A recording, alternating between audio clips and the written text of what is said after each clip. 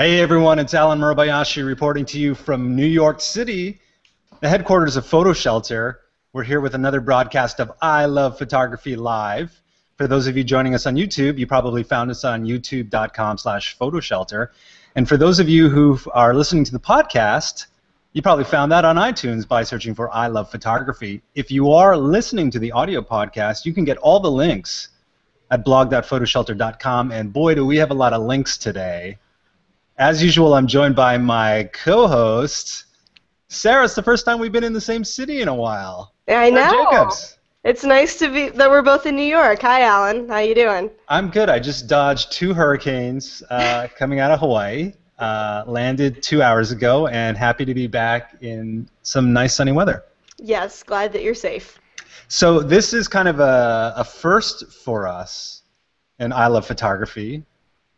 Hashtag I Love Photo, in case you want to tweet at us. It's a first because we actually have a guest on the show today, and I don't think that hasn't happened in our era, No. Alan and Sarah era. No, it has not. But so the situation was this: as usual, as we go through the week, Sarah and I collect links to talk about for the show, and I came across a Time Lightbox of these pretty amazing photos of wildfires. And a lot of them shot at night, and just really interesting perspective. And then Sarah goes, I know that guy. You want him on the show? And you took it from there. Yeah, so I would love to introduce Stuart Palley to everybody. Stuart! Stuart! Hey, Hey, Stuart, how you doing? From LA, coming in from LA. yeah, great to be on here. Thanks for having me on, and excited to chat a little bit about wildfires and photography. Yes. We heard also that it's your birthday boy. It is my birthday today, so I've got an interview with PhotoShelter and back-to-back shoots. So busy day. It's the best gift to have, doing what you love on your birthday. That's cool. That's why I drink on my birthday. Yeah, no, I'll definitely be having a beer or two later. That's good. Sarah, I heard you had some questions for Stuart. I do. So, Stuart, you have been shooting wildfires, and you've been doing a really interesting thing with it by shooting them at night, which is a totally different perspective than I've ever seen wildfires shot. And I'd love to hear about how you came up with that idea and the first time that you went out at night and what that was like to shoot it. Well, I started shooting wildfires 2 years ago when I was an intern at the Orange County Register. And the first fire I ever shot, I basically got there, and in 10 minutes I was watching a $1 million home burn down. And it was a very shocking and powerful and humbling experience.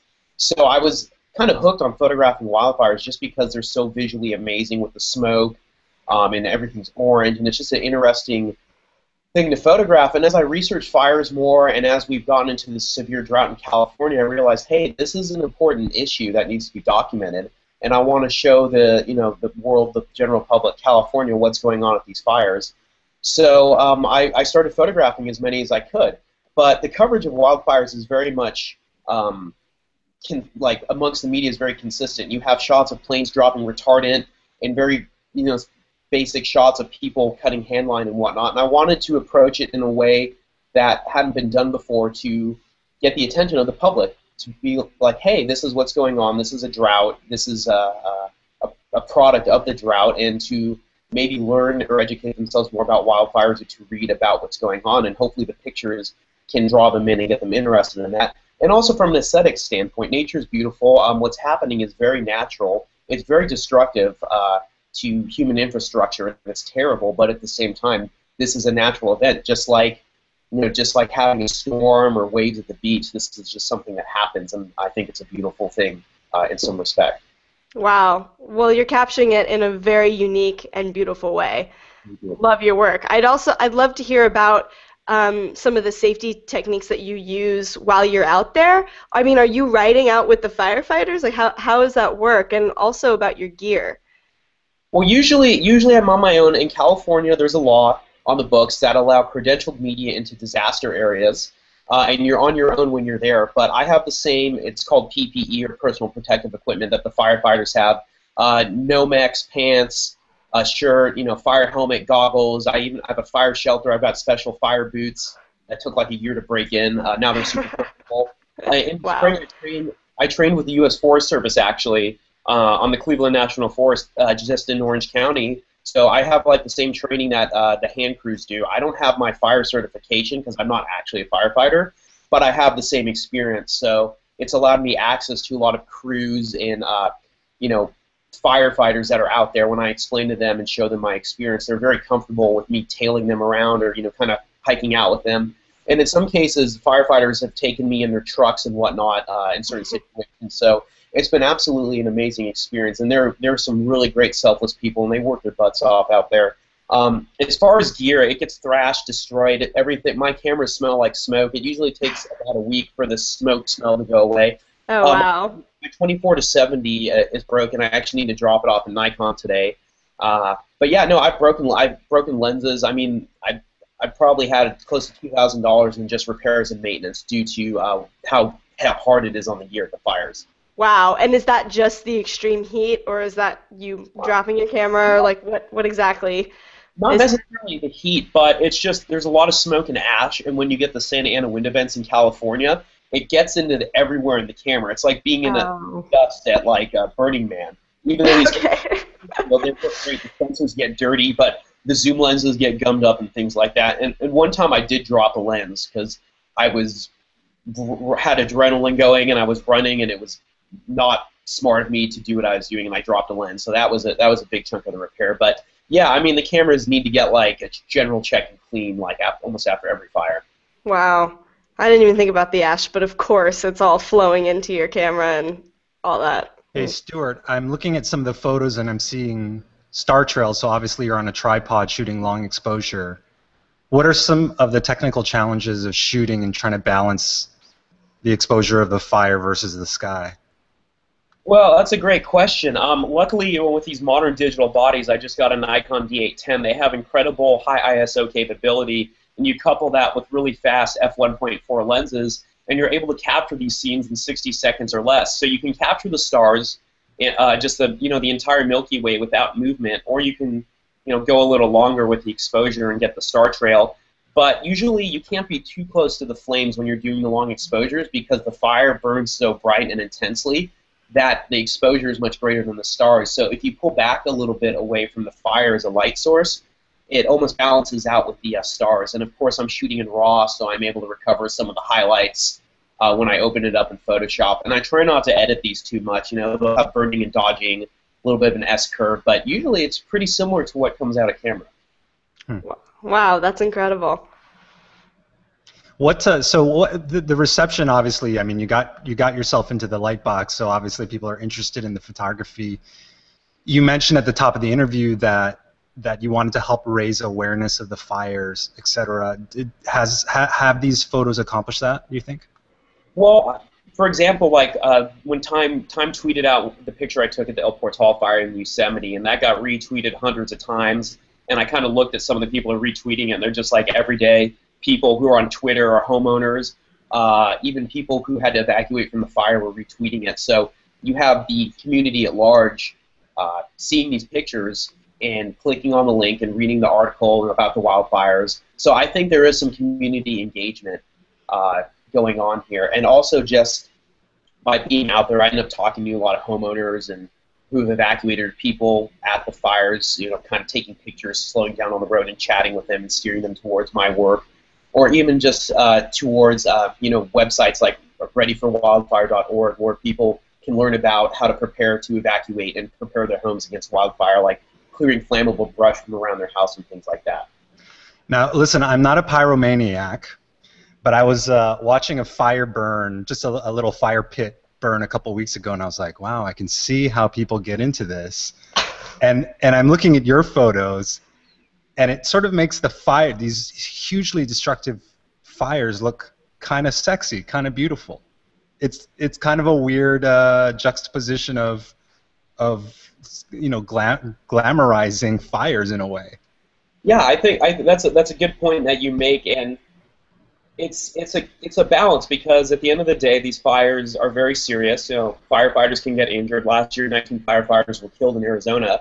And people lose their homes, and there's tens of millions of dollars in damage. So, it is a very humbling and amazing experience to be there and photograph, and they're very beautiful. So, I view it, it's definitely, the pictures are beautiful, but I don't want to lose sight of the fact that these are also very destructive.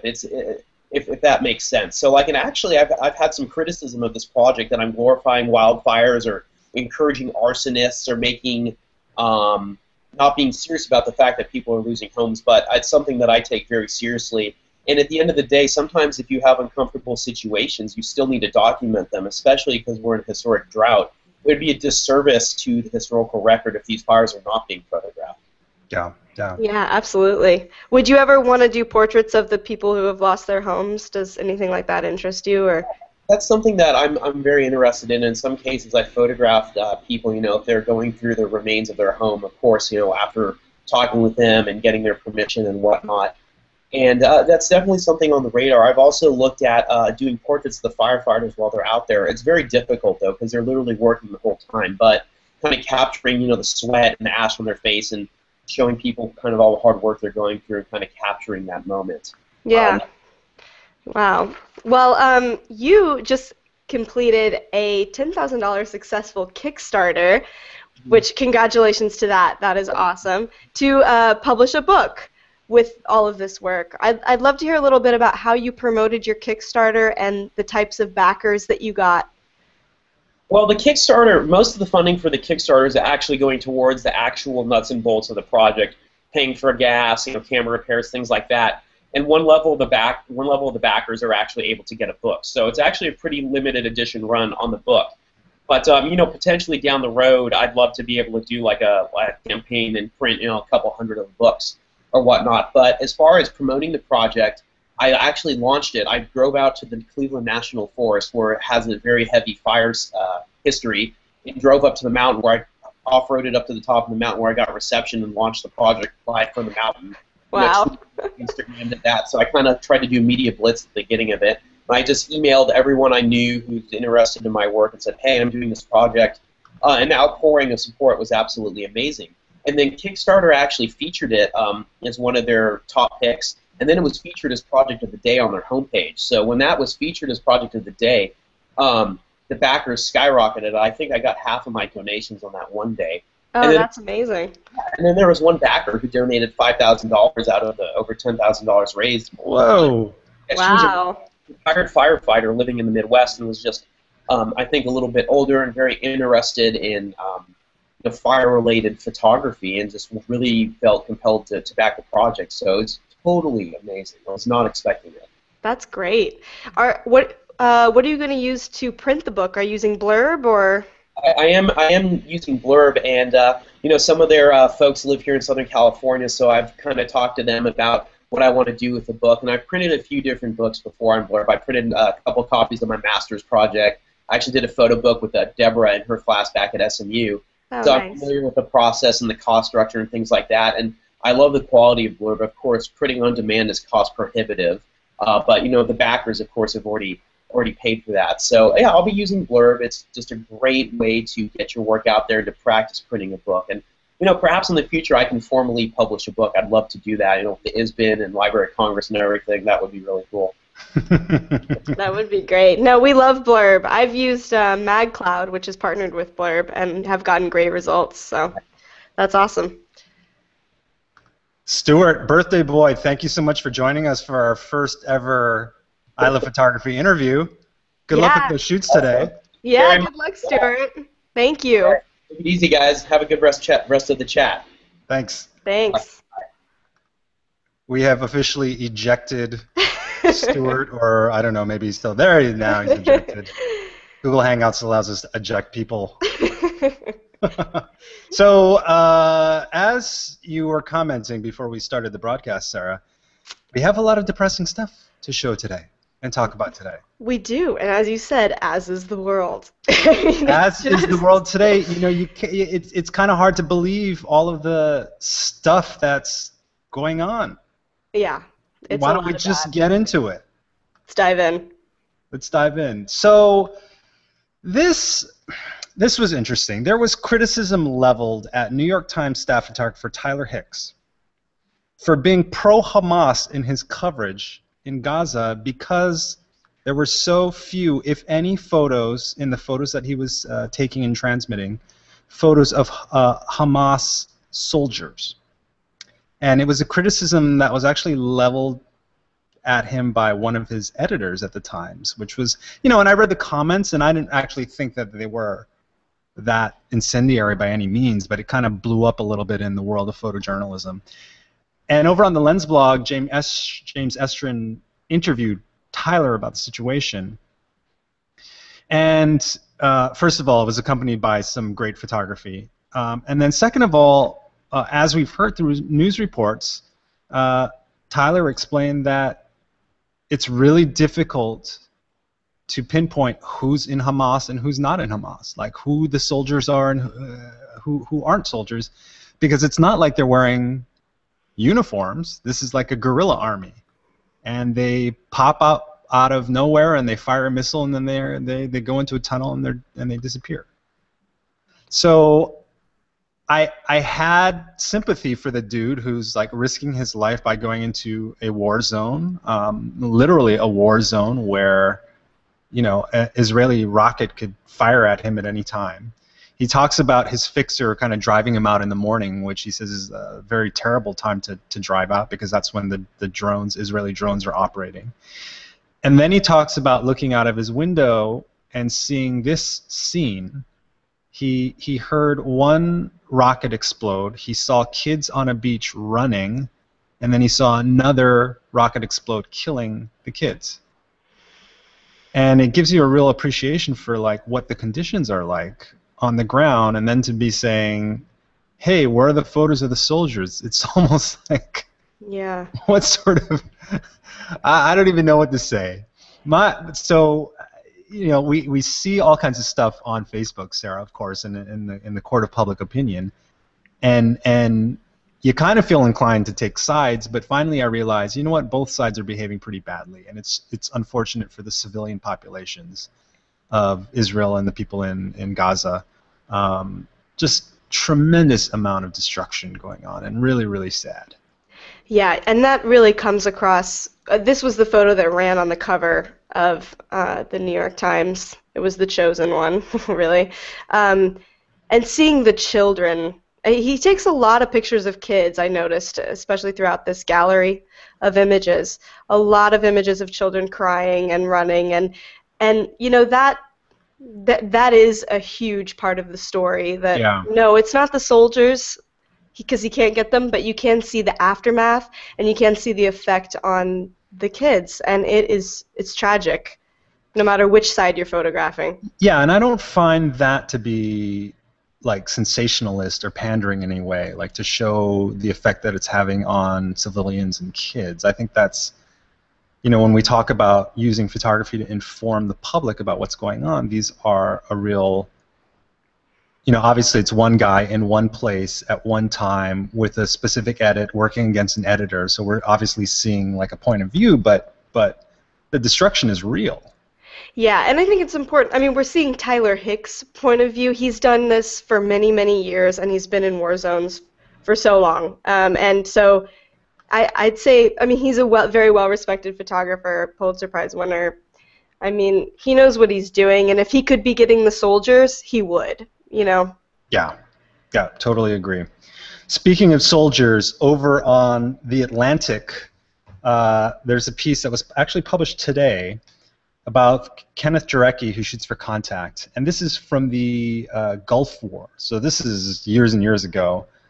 But he took a photo that you've probably seen, but that they wouldn't publish at the time, and it's a soldier burned to death at the top of a tank.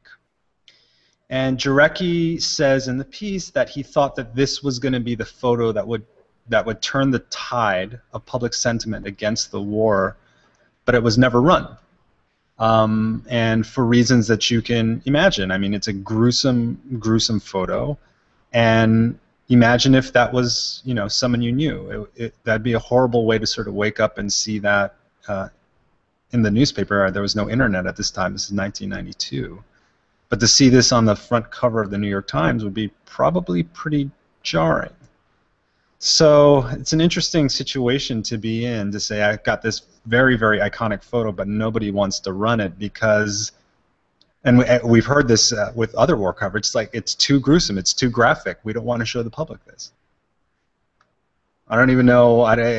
Nowadays I feel like people are so immune to stuff, but that's still a pretty powerful photo. Yeah, it's terrifying. It looks like a scene from like a horror movie, like a zombie movie. Yeah. It's terrifying. Really, well, I saw this piece 10 minutes before it went to air, so I didn't get a chance to read it yet. I'm definitely going to read it after we finish, but that's over on The Atlantic, and all of these links, as we mentioned before, are on our blog at blog.photoshelter.com if you want to check them out. And then the last piece of war photography that we have today is on Vox.com, 5 years of the Israel-Palestine conflict, as Gharabli Ahmad. And look at this photo. I mean, you have two photographers behind this guy, but the shooter is pointing his gun at Ahmad. It's crazy. And I was looking through, the set of photos here, and there's just some really, I mean, it's such a great portfolio of images in terms of the mix of everyday life in this part of the world combined with this crazy conflict that's been going on for years and years and years, and seeing things like this, people cutting a hole through a fence trying to flee from one side of the fence to the other, and seeing, as we have here in the US with the Mexican border and Texas border and Arizona border, these fences, like this photo here, just this fence, as if that's really going to keep people out, as if that's going to engender good relations between, the two sides. But really great photography, so check that out on Vox.com if you get a chance. We're not done with the depressing stuff, Sarah. We're just shifting gears away from the war photography. Oh, goodness. Yes. Well, this one was interesting. Lindsey Villatoro is a photographer, and she specializes in stillborn photography. So in this case, it's a portrait series of a family whose child was stillborn, and they requested to take some photos with the baby before the baby was taken away.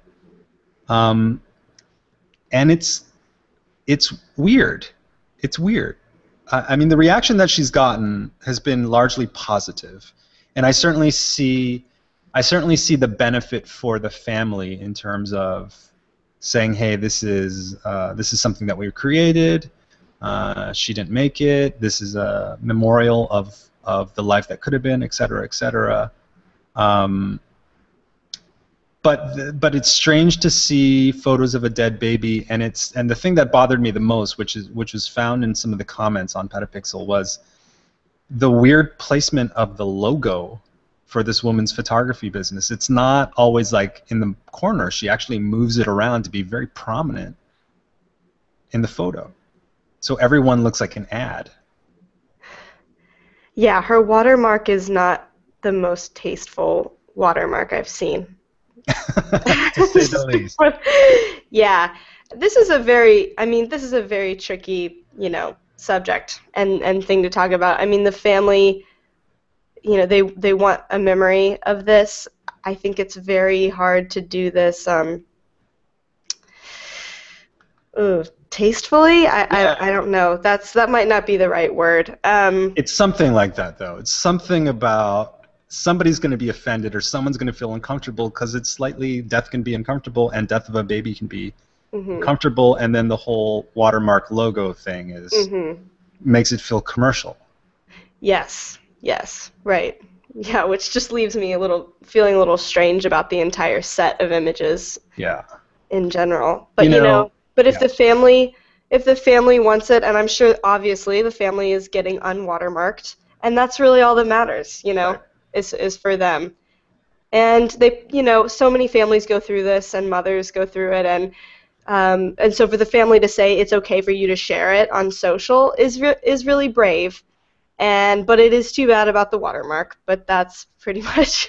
I totally agree with the bravery comment, and I think it's sort of a sign of the times, for better or for worse, that you kind of knew if you're the photographer, you kind of know these are going to go viral. And you kind of go, well, seeing all these other photos that have gone viral without attribution and without any tangible monetary benefit to the photographer, that the best thing I can do is actually kind of watermark my image in a very, very prominent way. Yeah, very prominent. Almost obnoxious way, you know? Yeah. Yeah. So we've seen other examples of this type of photography before. This is the first time I've seen such prominent advertising on the images. But you know what? To your point, if the family of the baby was comfortable with it, then who are we to judge? Yeah. Lindsey, keep doing what you're doing. I still think the logo's a little weird, but they're great photos. Yeah. Well, this one I'm sure is going to get us into trouble because you're going to misread. You're going to misread my interpretation of it. And here's the thing. Oh, what is that? So the title on Petapixel is New Jersey Cop, Constitutional right to take pictures in a public place is null because, quote, Obama has decimated the friggin' Constitution. So let me set this up for you. This guy and his kid go to a public office of some sort. And I can't remember what they were inquiring about. It was something completely innocuous. They wanted to know about, like, permitting or something about something. And the dad had his camera, and he started taking pictures in this public area. It was like a civic building, a civic governmental building. And the cops are called. And this cop here comes up to the photographer. This is Special Police Officer Richard Racine of the Borough of Helmetta Police Department. And a heightened discussion, animated discussion occurs where the photographer is saying, I have a constitutional right in a public space, particularly one that's a government public space, to take photos. It's a constitutional right, First Amendment, blah, blah, blah, blah, blah. And of course, every photographer knows they have a constitutional right to take photos. They have constitutional right to take photos in a public area. They have constitutional right to film police, et cetera, et cetera. And this cop says, no, you don't, because Obama has decimated the freaking Constitution, so I don't need to enforce the Constitution. And I'm thinking to myself, this is crazy. This is crazy. And that's not to pick one side of the aisle or not. I don't care if you're Republican or Democrat. If you're a police officer, the oath you took to protect the Constitution is not based on your interpretation of whether the president is violating the Constitution or not. And that doesn't alter the right of photographers to take photos. Yeah, that's not part of your job. That's not part of your job. I don't understand this stuff. You know. Well, it turns out that the officer resigned. He was caught on tape saying you can't do this stuff, and whether he was embarrassed or he thought it was the right thing to do, or he was just like, F you guys, F the Constitution, F Obama, and he's, you know, who knows what the motivation was. I think it was F the friggin' Constitution. I'm out. But it is a very interesting sequence to watch, and you know, we talked about the Eric Gardner choking incident a few weeks ago, and how instrumental photography was in showing that there was a chokehold, and then the coroner comes in and says it's chokehold, and so there's a real reason to photograph things as a watchdog, even. You know, people behave. You can catch people behaving improperly, and hopefully they'll modify their behavior. So. Yeah, I love that this guy's daughter did not stop filming. Yeah, he had his little daughter with her, and he goes, here, he hands her the camera, and he's like, you know, keep filming. And the funny part of it, so he was filming properly in landscape mode. You know, my biggest pet peeve is everybody uses their iPhone, and they hold it in portrait mode, so you get a little strip, a vertical strip of video. Right. And he hands the little girl the phone, and for a second, she turns it, and then she turns it back. And she's like, oh, yes. That's wrong. Yes. Somebody trained you well. Here's more depressing stuff. In India, I want to say it was 6 months to a year ago, there were 2 incidences that I can remember of people being raped and beaten on buses. And on Jezebel, we see an Indian fashion photographer doing a photo series called The Wrong Turn, where a model is depicted on public transportation being attacked, molested, groped. And I just, you know, fashion photography often pushes the boundaries of taste.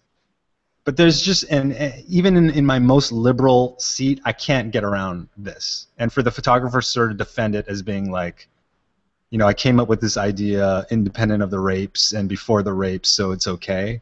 I couldn't even understand where it was coming from. You know, It just makes me uncomfortable. And the title, The Wrong Turn? Yeah. Sarah? Come on. I know.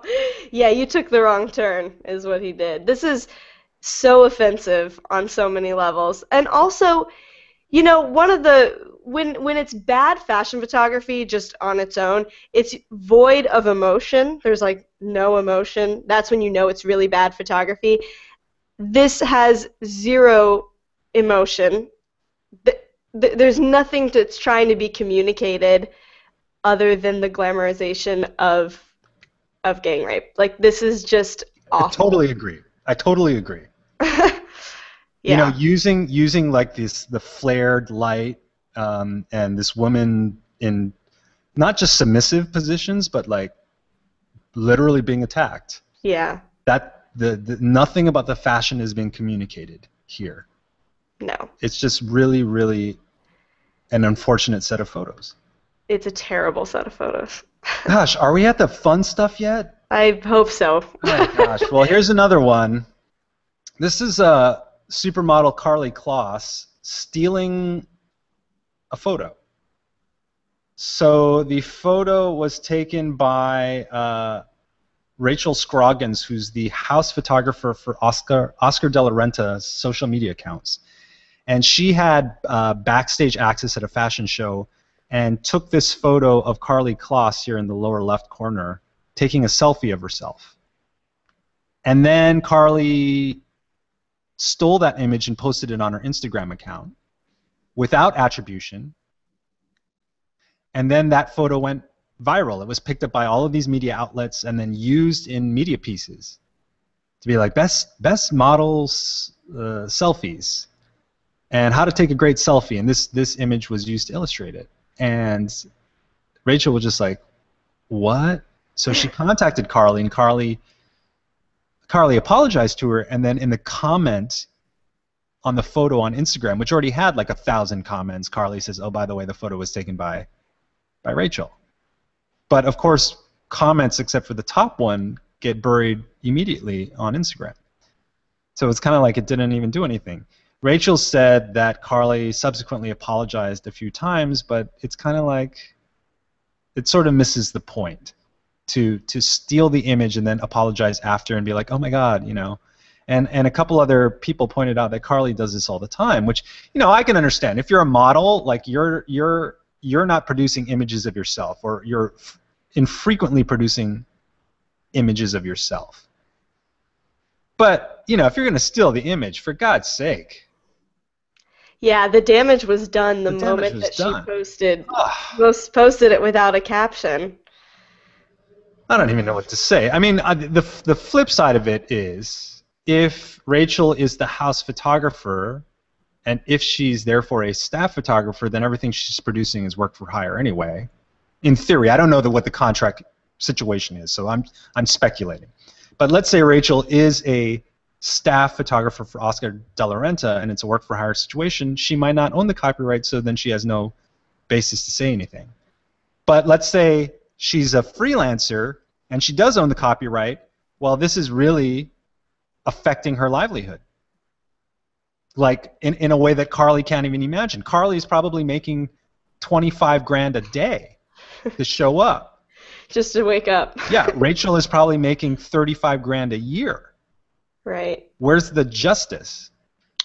I know, and this image was used on so many different editorial sites. Mm-hmm. Oy. Karlie, shame on you, Karlie. I know, Karlie, and I like your Karlie cookies at Milk Bar, but I don't know. Oh, okay, well. Oh, here's another. Yeah, let's talk about selfies.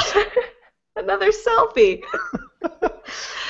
I love this. This was funny. So David Slater is a British wildlife photographer who went to Indonesia to take photos of macaques. Am I saying that correctly? Macaques. Anyway, some sort of primate. Turns out the macaque, I'm going to just call it macaque for now until somebody hashtags us on I Love Photo and says that's not a macaque. The monkey steals. See, now I feel bad for calling it a monkey because it's not a monkey, but I'm going to call it a monkey. The monkey steals David's camera and then takes several hundred selfies after it figures out how to trigger the shutter by pushing the shutter button. David recovers the camera. He goes through all of these images, many of which were blurry, but he finds like a couple stellar selfies. I don't know exactly where he published them, but he published them online, and of course they went viral. And then a guy on Reddit, Tomasz Kozlowski, takes the photo and posts it on Wikipedia. And then David says, "Hey, that's my photo," to Wikipedia. "Please take down the photo." And Wikipedia says, "No, you don't own the copyright." And he goes, "What do you mean? It's on my camera." And they go, "No, because an animal took the photo. You've indicated previously in your captions that the animal took the photo." And so both Tomasz as well as Wikipedia are saying this file is in the public domain because the author is a non-human animal. So of course all of these, it blows up on the internet because it's just, look at this photo. It's a great photo. It's a great photo. I mean, this is photographic evidence that taking selfies is like a basic human. A basic primate instinct. Yeah, exactly. Yeah, it's smiling. It's like well composed. So I asked a couple of law professors about the situation, and they said yes, copyright law indicates that the authorship for copyright can only be held by human. So if in fact an animal took the photo, then there's no copyright holder. But another copyright professor said, as was the case in the Ellen selfie, if you remember at the Oscars, Ellen took a selfie, right? Yes. If the operator of the camera isn't necessarily the one who holds the copyright. Another monkey, Bradley Cooper. Yeah, exactly. So this professor, Britt Payne, who's a friend of mine, said, listen, in that situation, and he watched the video from the Oscars, he said, you can see Ellen clearly directing people. Mm-hmm. Cooper. And therefore, Cooper was basically acting as the cameraman. You know, it's like on a film shoot, you don't say, oh, the camera operator is the guy who holds the copyright for the movie. The camera operator is just following the directions of the director. So similarly, in this case, Britt argues, well, all the settings of the camera were preset by the photographer, and the monkey, macaque, is only triggering the thing. So he's arguing that in fact, David should hold the copyright. And then Leslie Burns, who helps out with photo attorney Carolyn Wright, says, but all of this is irrelevant because it was a British photographer working in Indonesia when an animal stole his camera, so what does U.S. copyright have to do with anything? Oh, God, just threw a wrench right in there. Total wrench, but totally makes sense, so yeah. Speculation over copyright is sort of irrelevant. Well, whose side are you on, Alan? The photographers or the monkeys? I got to be honest, I'm on the photographer's side. Yeah, I am too. I mean, he's the fact that he had all the settings set, there you go. Yeah. It was his own memory card, his own camera, his equipment. It's his photo in my mind. You know, the crazy thing is when I was talking to the other law professor, James Himmelman, I think is his name. I said, well, if a human actor steals your camera, takes an award-winning photo with your camera, does that thief then hold the copyright for that image? And he goes, yeah. Oh. And I was like, that's crazy. That's insane. It is. Yeah, whenever I pass my camera around at a party, I kind of just claim all the photos that everybody's taken. Yeah. Yeah, exactly. As do I. But, you know, he made the point, like, you look at graffiti artists who appropriate stuff. They're basically, you know, they might deface something, or they might do some sort of parody of something, and they hold the copyright for that creative work, even though they're defacing stuff illegally. And I was like, well, this is why IP law, you know, it's so hard to understand because there's so many shades of gray. Right. Yeah. This is a very unique case. Very unique case. Very unique case. All right, monkeys. We're getting a little more fun here. This is a photographer, poet, artist, everything. Her name is Lucy Hilmer. And for, I don't know how many years, like 40 years or so, she's been taking self-portraits, not selfies, self-portraits of her in her birthday suit. On her birthday. On her birthday. And they're fantastic. Yeah, they're great. These are so beautiful. They're so beautiful. I mean, let's be honest. She's a good-looking lady, first of all. Yeah. But she's also a great photographer, and the whole concept of this series is like really great. And just to see sort of the progression of aging is remarkable. So here's age 68, still looking great with your husband, still wearing those big white granny panties. Still wearing the lollipop panties. Oh, is that what we call them, lollipop panties? Apparently so, lollipop underpants. Yeah. Yeah, I guess that she calls them white lollipop. So my question is, did she have the same pair of lollipop panties for 40 years? That's a valid question. We'll have to find out. I know, Lucy, if you listen in, let us know.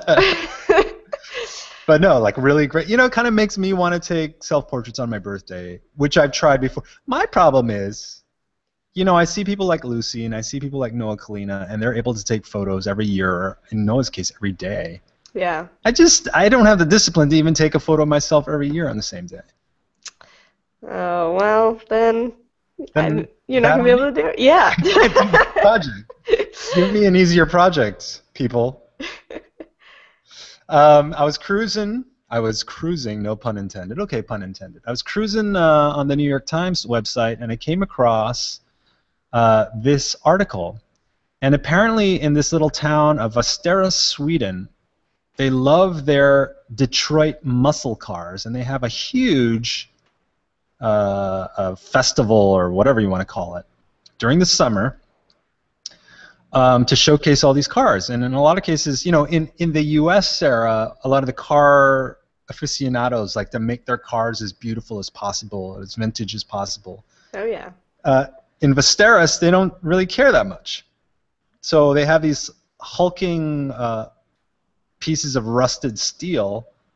But anyway, Linus Sundahl-Djerf, who I assume is Swedish, took a wonderful set of photos.